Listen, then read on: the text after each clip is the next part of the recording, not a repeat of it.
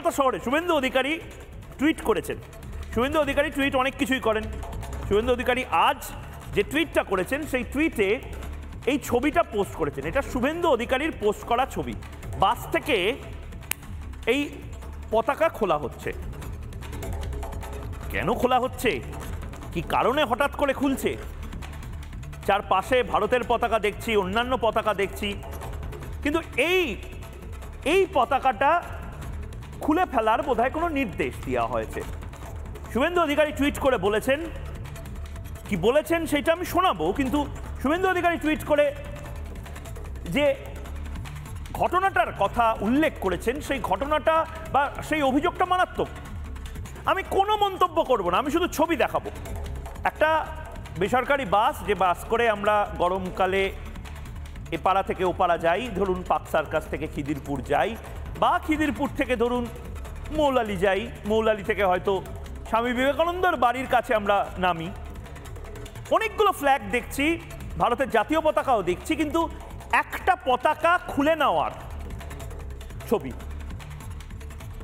আমি আরেকবার যদি পিসিআরকে বলি একদম শুরু থেকে এই ছবিটা দেখাতে। এই ছবি বড় মনোরম দৃশ্য, কলকাতা শহরে এরকম ছবি সচরাচর দেখা যায় না। দারুণ ছবি। দেখুন, একটা বাস থেকে একটা পতাকা খুলে নিচ্ছে, সেই পতাকাতে নিশ্চয়ই কারোর সমস্যা আছে। আমি তো অনেক পতাকা দেখছি, কিন্তু এই পতাকাটা কেন খুলে নেওয়া হচ্ছে বা খুলিয়ে দেওয়া হচ্ছে কেন আমি জানি না।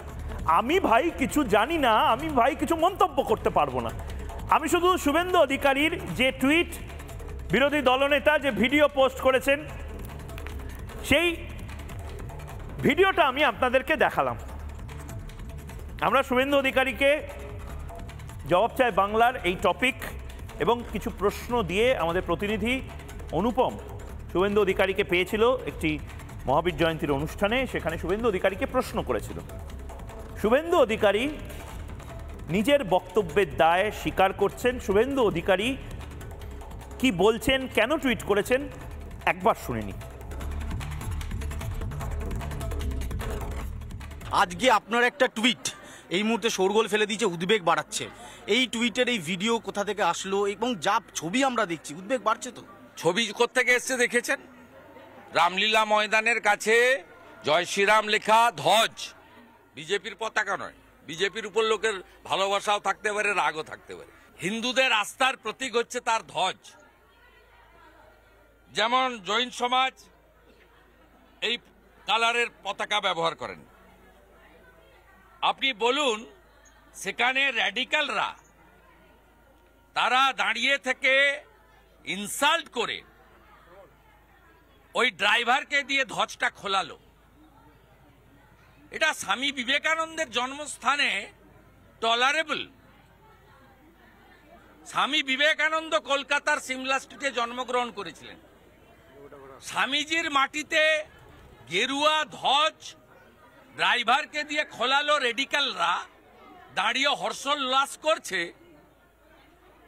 অর্জুন সিং এর হাতে ইসরায়েলের পতাকা ছিল, আপনাদের ঘুম ছুটে গেছিল। আর ধ্বজ প্যালেস্টাইনের পতাকা নিয়ে ঘুরছেন তো ঠিক আছে, কি করছেন সে তো আলাদা কথা। তো আপনি ধ্বজে হাত দিয়েছেন, ছাড়বো না আমরা। এটা শুভেন্দু অধিকারীর বক্তব্য।